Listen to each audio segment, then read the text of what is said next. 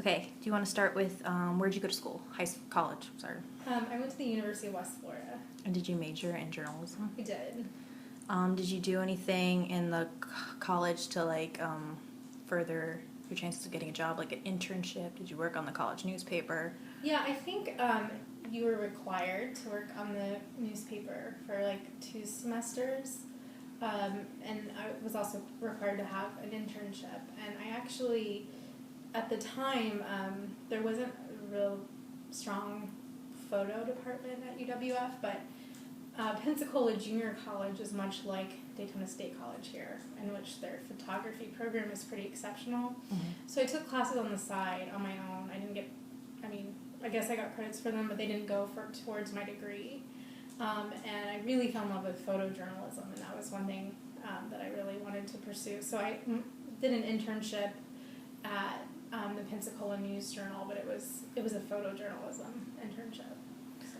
Did you build a portfolio while you're in college, obviously? Yeah, mine was mostly like photo based, and then I had just stories I had worked on. The one thing with me was to even get that internship. I really love this story. I emailed a photographer on staff, and I just had seen her photos in the paper, and I thought they were really good, and I was like, I really want to know how she got into this, da da da. So I emailed her, and I was just like, I really like your photos, I'd like to meet you sometime. And she told me to meet her for lunch, and I brought some of my work, and she looked at it, and she kind of gave me feedback, and then I was just thrilled, that she wanted to talk to me. And then 2 or 3 weeks later, I got a call from her. She said they needed a freelancer and wondered if I wanted to do it. So before I even did the internship, I was actually getting paid to do freelance assignments. That's cool. Yeah. So I think that was kind of the best way to get my foot in the door. And a lot of people think that these people aren't accessible, but they totally are. And I think just finding someone's work that you like and complimenting them or reaching out to them can sometimes open the door for you. Did that count that was your internship? Well, the freelancing, I was getting paid, and that was on the side. And then once I did my internship, I couldn't get paid.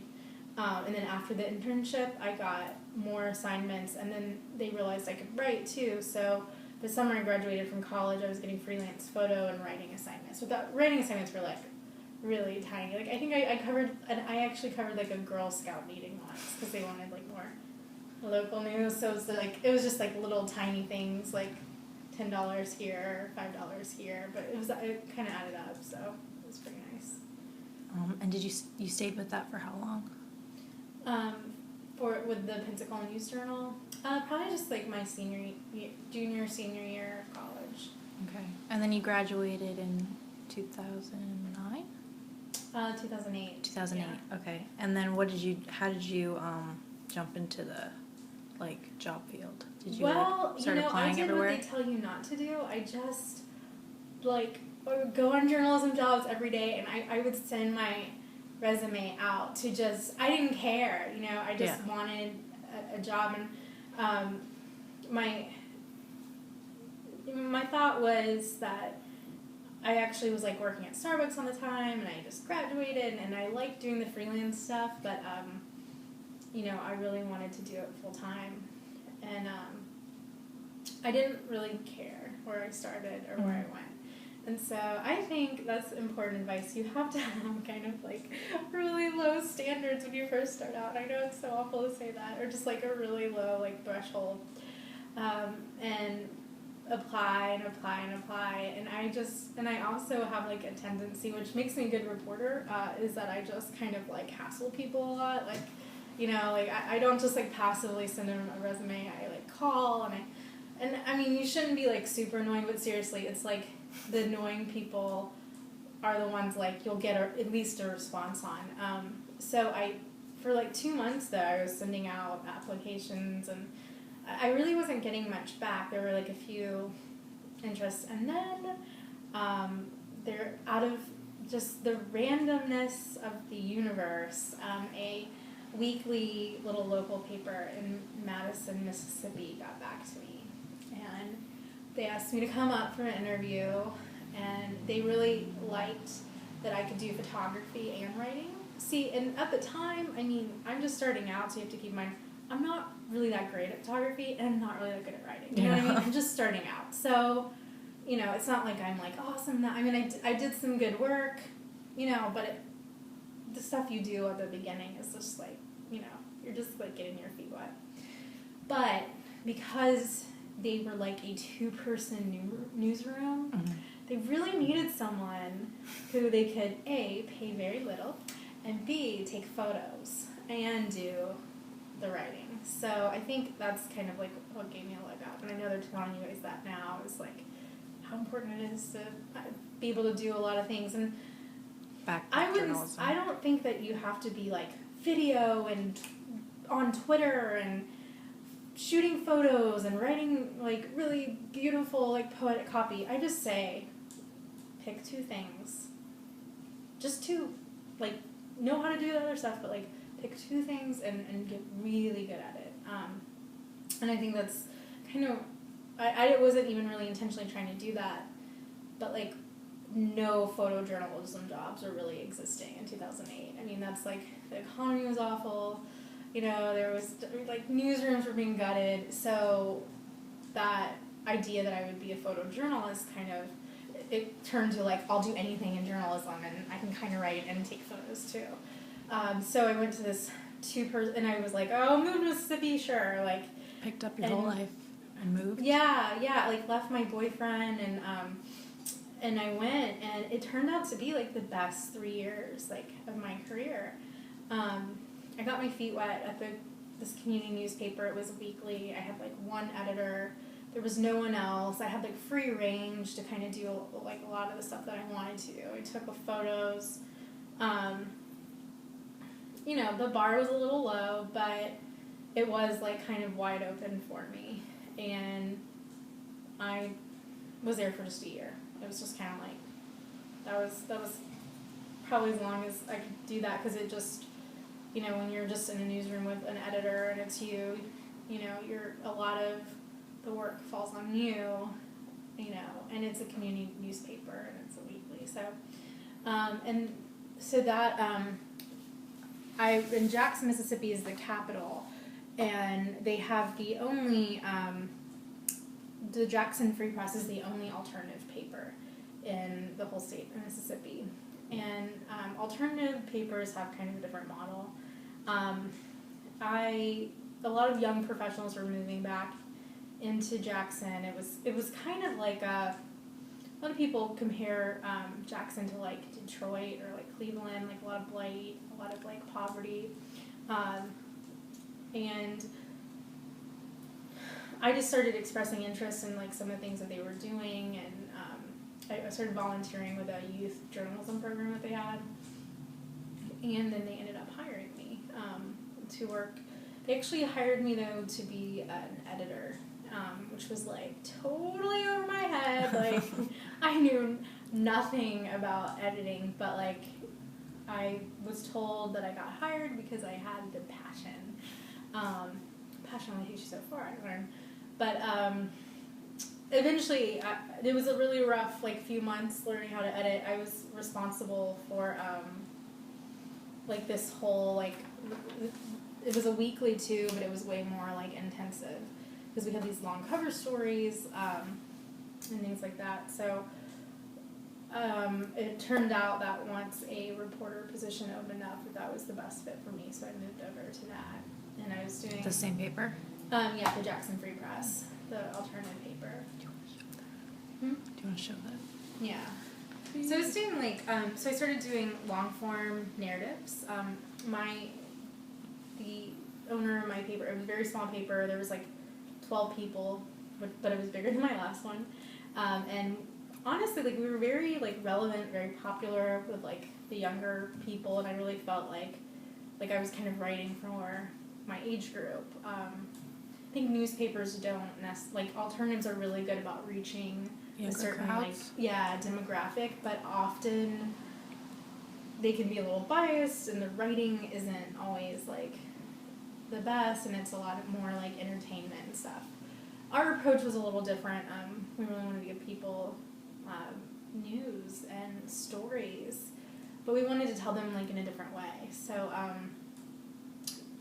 basically what I would do for my cover stories is I would take a topic, anything like race here, okay, and I would work on it very intensively for like 3 months, and go places with people and observe them and really dig into like the history of a place. This story I did was probably like one of my better ones. Governor Haley Barbour, governor of Mississippi, not anymore, but he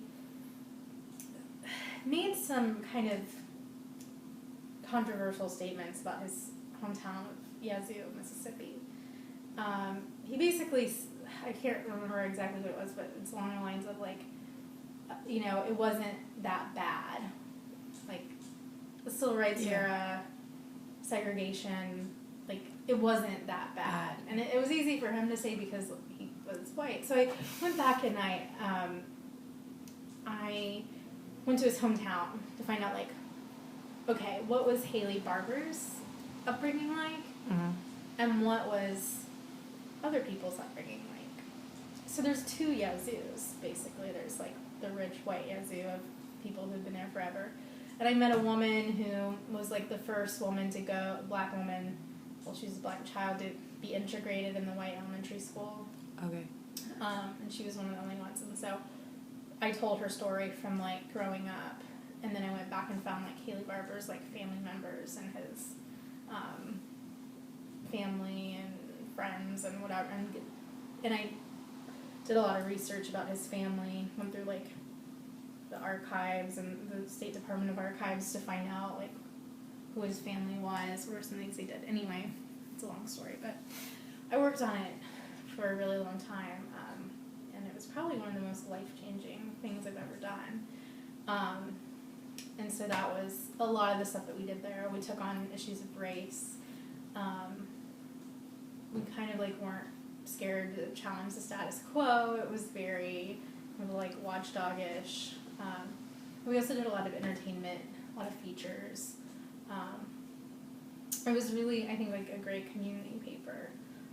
So I think it was a great model. We really, and the model that I like is long-form stories, in-depth analysis went into the weekly publication, quick, like, breaking news went online.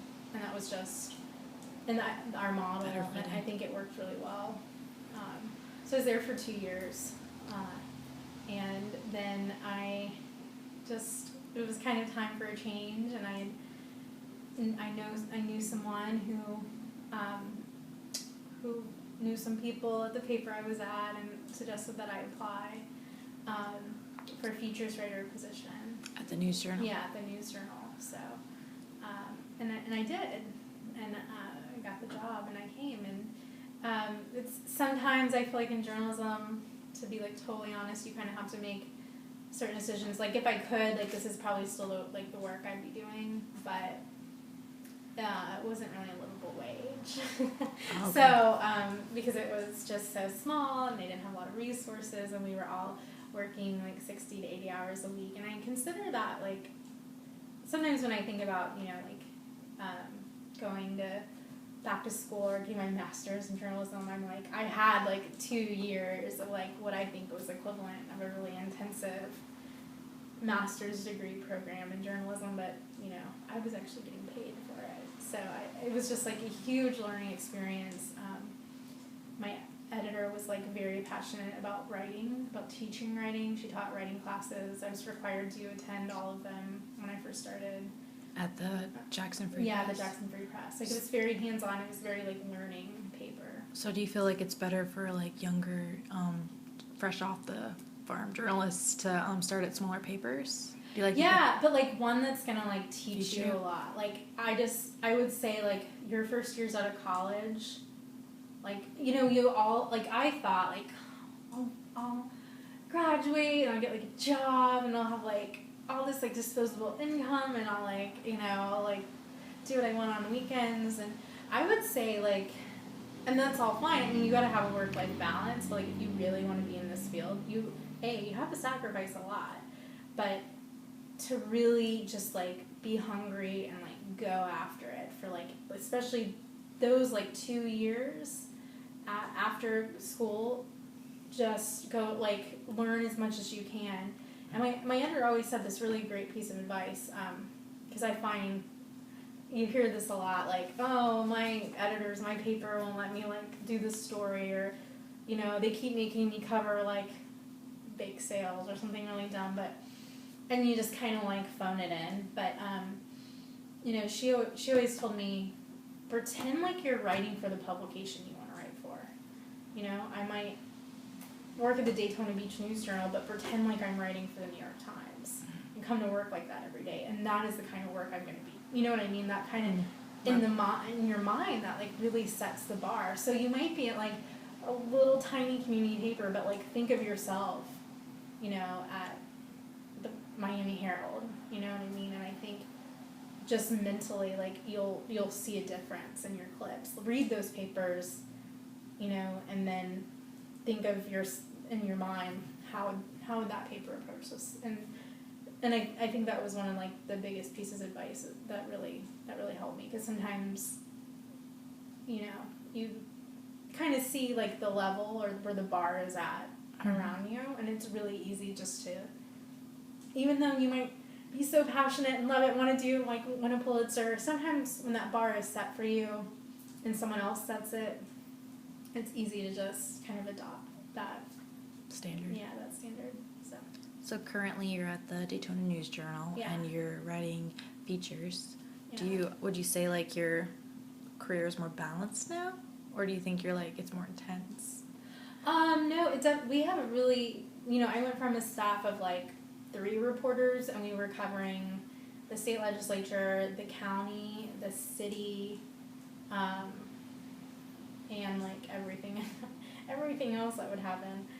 So we covered, like, state-led races and everything, and there was, like, 3 of us. Mm-hmm. And now I'm at a paper where there's, like, I think there's, like, over 20 reporters. Yeah, I mean, I think we're, like, around 30, and it's really great that this paper does have enough resources. I mean, feature writer positions are, like, non-existent, you know, these days, and that was one of the reasons I knew, like, this was, like, a really defining, like, chance, because this is a position that, you know, that's hard to find nowadays, and I don't know how long it's going to be around for. So I think, yeah, in some ways it's less stressful, and there's less demand on me. But I'm writing for a bigger audience now, and there's a whole kind of different level of just everything from an alternative paper to, like, more of a mainstream paper. And a lot of people can't make that jump. In working for an alternative paper, I had the license to insert my opinion if I wanted.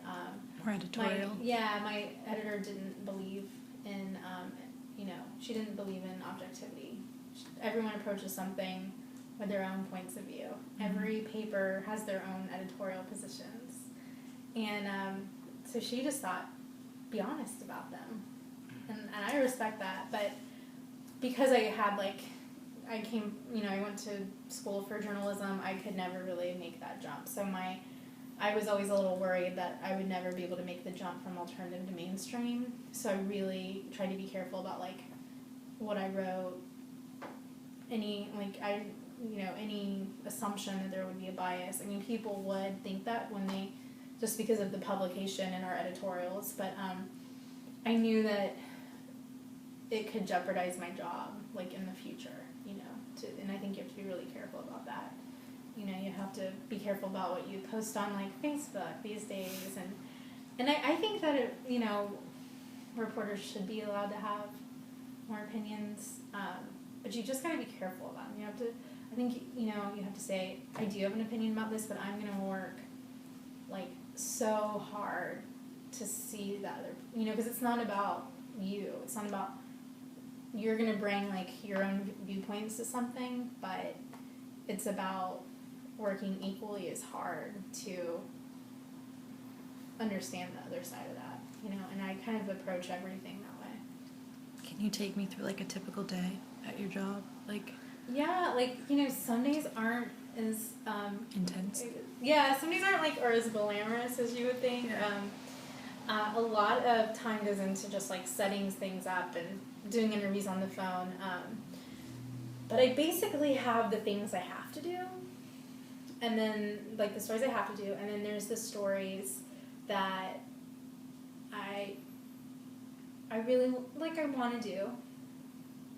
So I'm not required to do, but they're like topics and things that I'm interested in. And then there are the stories that I'm just like in love with, and like, I want to give like my heart and soul, and like, do everything I can to see them like come together. And so a lot of the things I have to do, I write health features. We have like different topics for our feature section. Monday is health, and so I do like a health story on any kind of like health topic. I was trying to make it like relevant, and then I do this. Then I do an interview on Mondays with someone who is making healthy choices in the community, or and that was actually our second most read story on our website today. So I'm not sure what it was about that. Sometimes you just don't know, but it really resonated with people apparently. So I'm required to produce about 3 features a week for certain sections, and then that's pretty amazing. That's all like I'm required to do. But then like the things like I can't get out of. And then I try to write I try to write 4 stories a week, which is pretty good because there was a time I was writing 2 a day, but I really love being a features writer because I write about positive stories, and sometimes it's easy to say, well, that's like all fluff and I want like the real serious news of the day, but I think like those are the stories that really matter to people, and it's like there's so much like bad news. Like I don't think you have to like make it like fluffy and everything's like happy and good, but I think we just want to like read stories that inspire us, or people, what's life really like for different kinds of people, and you know what I mean? Like I really like getting into people's lives, really like not just okay, I'm going to write down what you tell me, but really observing people and their environments and going along with them. Like, I wrote about this 79-year-old woman who, like, was going through her breast cancer treatments and, like, was pretty old, but she woke up, like, every morning and at 6 a.m. and, like, went on a walk and, okay. It was like a 3-mile walk though, and she power walked. So I was like, well, can I come with you? Because that's like way more interesting to me than like, so tell me about your walk. And that was like, I could barely keep up with this woman. I was like out of breath. Like the whole time I'm like trying to ask her questions and like walk beside her, and I was like, wow, like I got really amazing, like I got some really amazing stuff for the story because I was able to really describe, like, that she's, like, plowing through the well-manicured lawns in Pelican Bay before the sun crests over the, the houses. I'm still, it's a learning process because I'm still, like, when you ask someone, can I interview you? They're like, oh, sure, like, they think we're going to do this, then it's kind of like going on a date with someone, and you don't want to, like, cross the boundary. You don't want to be like, can I get in your bedroom? But Linda Gregory, she's the Pulitzer Prize winner from St. Petersburg Times, or Tampa Bay Times now, and that's basically what she's like, I want to go to their bedroom. And, like, I feel the same way. Like, I really want to know you, and so you have to, like, earn that, so it's hard because there are deadlines and there's things that you have to do, but I don't really like to tell people. I don't like to tell my editors sometimes that I have a story idea or that there's someone I want to do a story on. I try to, like, stack them up way in advance because I like to just go meet the person, like, that's, like, our first date, so they don't know, like, that I'm gonna ask to go, like, to their bedroom, but we just have to have our first interview first, and then at the end I'm usually like, you know, that thing you said is really interesting. Like, can I come and do that with you? And when they say yes, that's like, I mean, it's like, yes. Because I just really, and some people are just totally weirded out and they're like, and you can tell that they don't want you to like go with them to pick up their kids from daycare, but, or, you know, just something like really random. But that's kind of the stuff I like to do. So my normal day is getting the stuff I have to do out of the way so I can do the stuff I really want to do. And so I'm really motivated to get through the stuff that I have to do. Even though I love writing these stories, but I kind of see these like really fun narrative stories, these profiles on people, and getting into their lives. And so I try to do that. And, you know, I wish I could say I'm doing that every day, but I'm not. So half my week is out in the field, and then the other half is probably in the office. So when you turn in a story, does it get fact-checked? Do you have, like, fact-checkers at the paper? Do you have No, editors? We don't have fact-checkers because that's kind of, I think, money-wise, but we did at my other paper. They were interns, so they did a lot of our fact-checking. But, you know, it's really, like, your responsibility, and we have like little codes that we in our stories that editors know that we've like double checked a name, double checked a fact, like some, you know, like anytime you put a number in, you know, you have a little check mark next to it. Do editors ever double check you?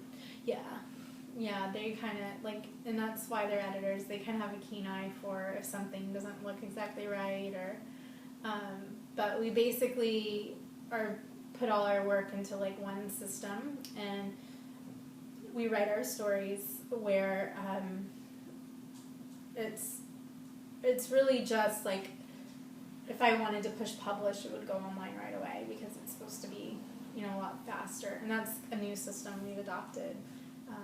It's just ready to go, like you plug in everything and then it's like ready to go live, but you usually need like a first read from your editors. I don't do a lot of breaking news because I'm a features writer, and so that doesn't affect me too much. But okay. Do you use multimedia? A little bit here and there, like not as much as we should, and I think that's something that's like really desired by like newspapers, and there was kind of an initial push to do videos like with our phone. And then my iPhone the camera broke, so like I can't do that anymore.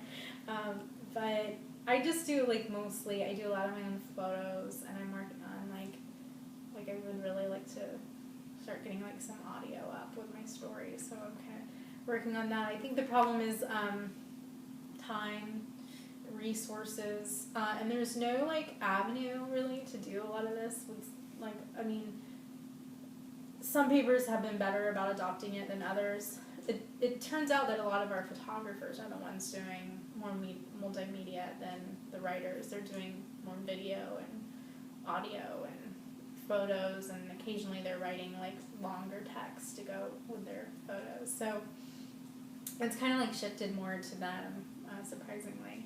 But I know there's like, you know, such a push for it, and I get it, but my goals are more to do really in-depth, long-form stories,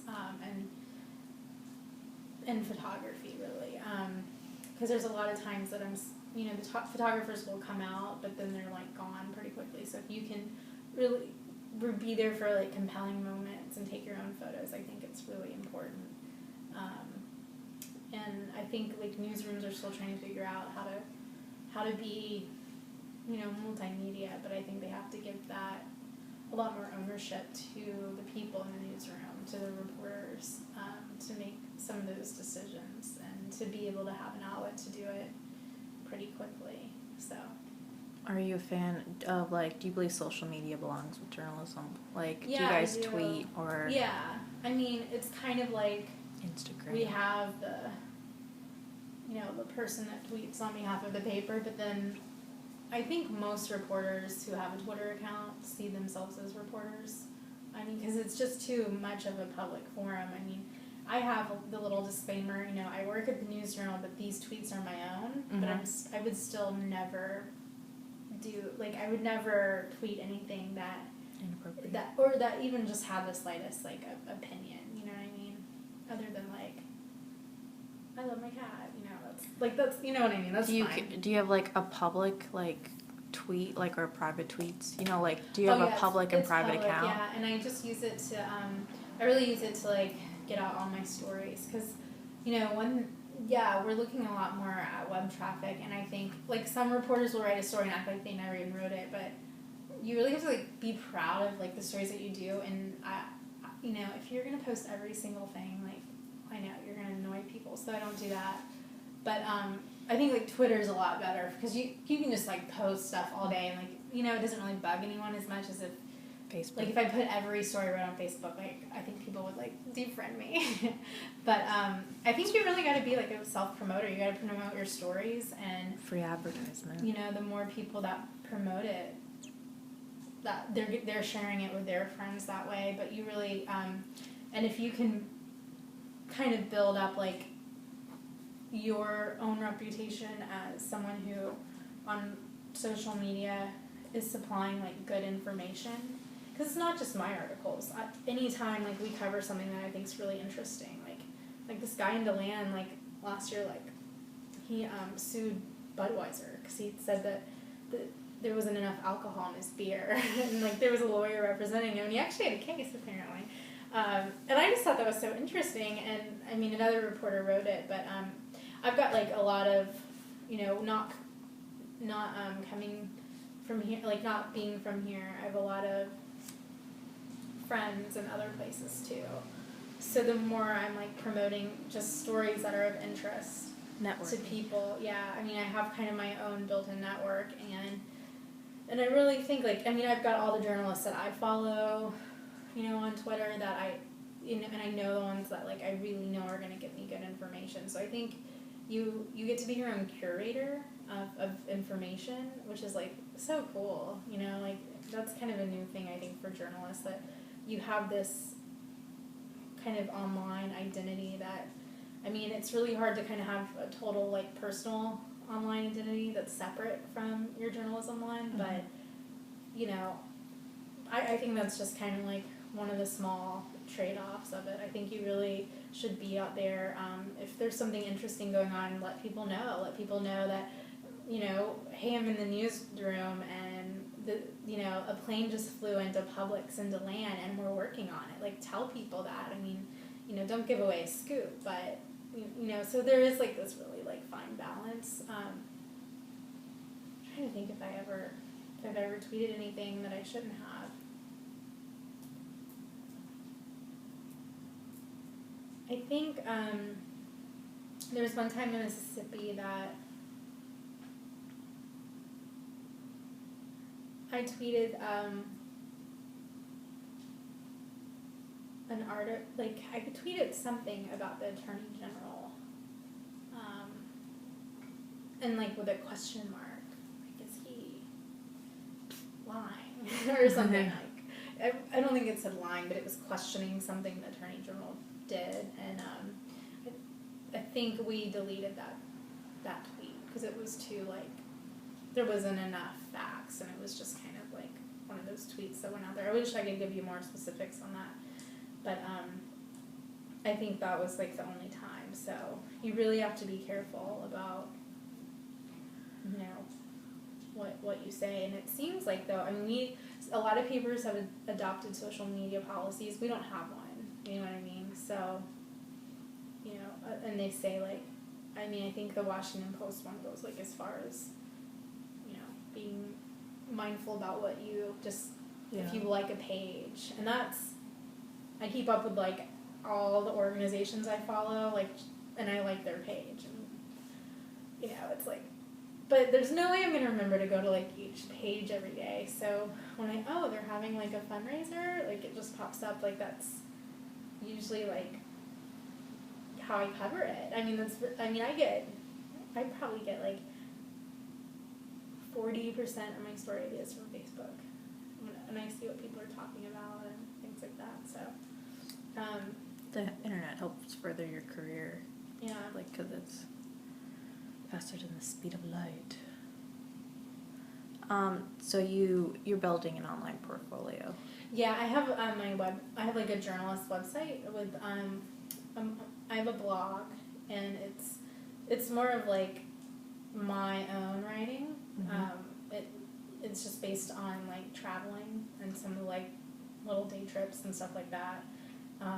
And so I kind of, when I did it, I was like, I still want to do my own writing away from the news journal, because I think I have a different voice than I have in newspaper land. So I was like, what can I write about that's not going to jeopardize, what I'm already writing about, or, have to be careful about my opinion. And it seemed like travel was like the best option. So it's a little, it hasn't been updated in a while. I kind of need to get back to it. But and then that's got my bio, and then my third page is going to be, I'm hoping to get like some of my best clips, and then something, like I can easily update with just news stories like every day that'll instantly upload. So it's a WordPress theme. We use WordPress. So it should be pretty easy to do that. But I think that's such a must too, from to have a portfolio. Online, and you can even there's a lot of websites now too for journalists. You're probably familiar with them, but they have like, you just put your stories in, put your name up. I mean, they have it all for you. You know what I mean? Pressfolio, I think, is the one. We use WordPress in our class for it. I mean, it's so easy. Like, they make it just for journalists, and I actually applied for a job by using Pressfolio, and they were happy with it. I mean, it's kind of one of those things where you're not like sending in your clips on a CD. Like, yeah, it's totally informal. Like with newspapers, they're just like, I need to access this as quickly as possible. Like, however, it doesn't have to be formal. That's what I found. So. Future plans? Like any future plans? Ooh, I don't know if I say too much. Well, I think that where I'm at now is amazing resource-wise. We have a really just big reporter staff, and that is something that is really, you're not really finding many places. So I think that there is a lot more opportunity here to do more of the work that I want, that I'm in a position to do, like these really great stories, like where I, get into people's lives and can write about it, and I'm getting paid, a livable wage. So, I think that it's a great place to stay. I mean, I never, Daytona, I live beachside, so it's a little entertaining. And it's hard to kind of move and like leave. I mean, I've moved a lot. You have to move. You have to just be willing to go anywhere if you really want to do it. And it is a sacrifice. Like, that's why there's a good portion of your journalism peers that will probably end up in PR down the road. I've lost a lot of journalism colleagues to PR, which is fine, because it's just their choice, and there's nothing wrong with it. But if you they got to a point where it just, I don't want to say it wasn't worth it, but they just wanted to, it was time to go in another direction. When you want to have kids, when you want to have a family, you can still do it, but there are some challenges for, to have this kind of work as your life. But I think it's a job unlike any other. It attracts people that are very curious and very almost eccentric and just very interesting, and your office conversations are just like completely insane and funny, and it's one of the only jobs where you're so like wrapped up in people's lives, you know what I mean? Like this article, like this guy, he's 77, he's like a senior athlete. I mean, he's gonna like clip this out and he's gonna save it, and I mean, you know, they say, like, oh, print's dying, and, you know, it is. You know, we can't, like, I don't want to say it's going to be completely eliminated, but it's just not going to be the same way. But people are always going to want to clip out an article of themselves and put it on the refrigerator of their kids, and they look up to that. I mean, you have all this negativity in the industry, but when I call people and I say, I'm Lacey and I'm from the Daytona Beach News Journal and I want to do a story on you, and people are just like, they feel like so honored. Like, they're like, oh my gosh, like I'm getting recognition for, this is bad recognition, but in my features writer world, it's, you know, it's a real huge honor to people. And it really makes a difference to people's lives, and people are still reading that, you know. So I just think we have to be a little bit smarter about the product that we're putting out and cost effectiveness. And, you know, if we're filling up the paper with, you know, 5 really good stories, but like 60% of it is just wire and advertisement, you know what I mean? Like, people aren't really gonna buy that, you know what I mean? Like, you've got to have like something really substantial, and that's what I think the model of the Free Press worked really well, because there was never one thing put in this just to for space, you know, like, oh, we have some space to fill, like, and you hear that a lot in like the mainstream papers sometimes, like, we have all this, you know, what are we gonna put in local? But with this model, it was, you know, the best stories made it in to print that week, and I think it was economically, like, I mean, they're doing phenomenal. They've added more and more staffers since I left, and I think it's, you know, it's a really great model. So, yeah. Okay. And can you, like, the top 5, like, tips you'd give to, like, someone starting out? Like, what they should be willing to do? 5. 1, I would say just, like, if you are not, like, just so enthusiastic and so, like, interested in just really wanting to learn about the world, then this might not be the career for you. So, you know, evaluate that, I think.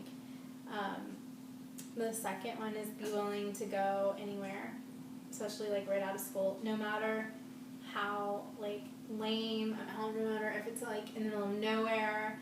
I mean, no matter, like, what the pay is, it's gonna be a good growing, it might be hard, but it's gonna be a really good growing experience. And as long as you have an outlet to put words on newspaper and they're gonna print it or they're gonna put it online, you can have a byline, that's a golden opportunity.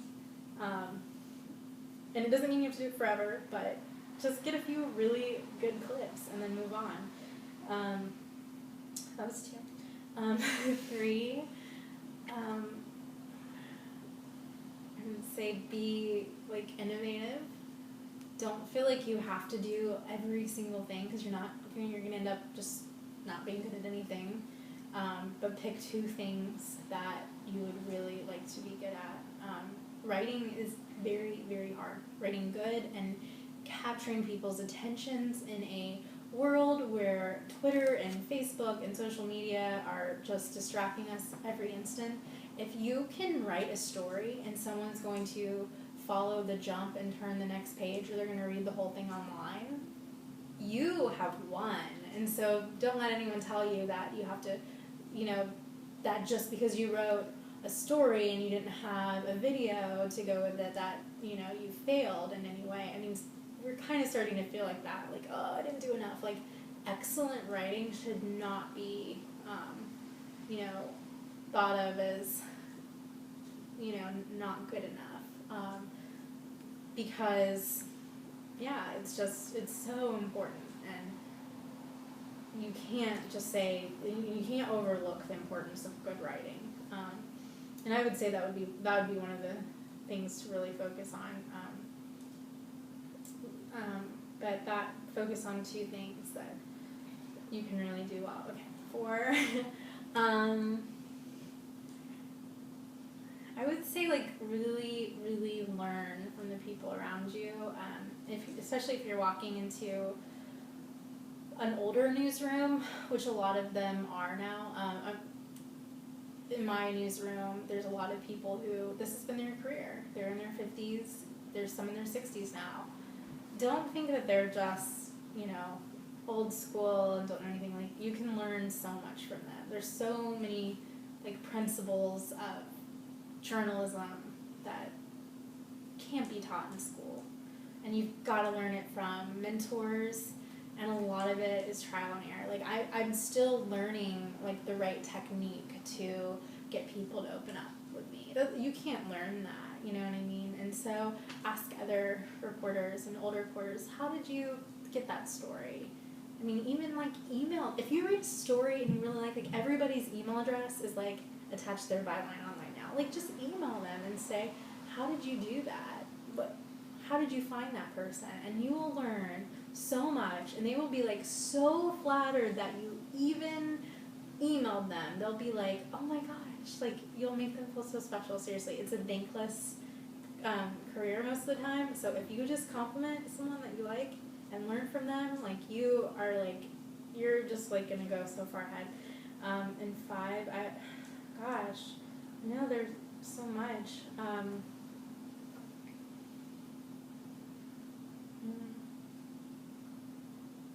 I'd say it's really easy to listen to all the negativity, but I think now it's like a time that like the traditional models of journalism are changing, and a lot of it is up to individuals for how they want to tell stories and the best way to do that. And so don't be so confined to organizational structures or traditional news outlets. I don't think that means that you have to be like crazy and do like videos and Skype and then like Twitter at the same time while you write like a masterpiece. Like, it's not about that. And I think that's what's like often really confused. Like, we have to do all these things like at once, but I think it's more like be like really innovative in the way you do it. Like, find the most like effective way to get people's attention, and I can't tell you what that is because I'm still trying different things out, but just really like think about ways to reach people, because this is what it's all about. It's about getting people aware of something they weren't aware of before, telling a story that touches people, shining light on an issue that needs to be changed. And if newspapers and media outlets don't stay relevant, then people aren't going to listen.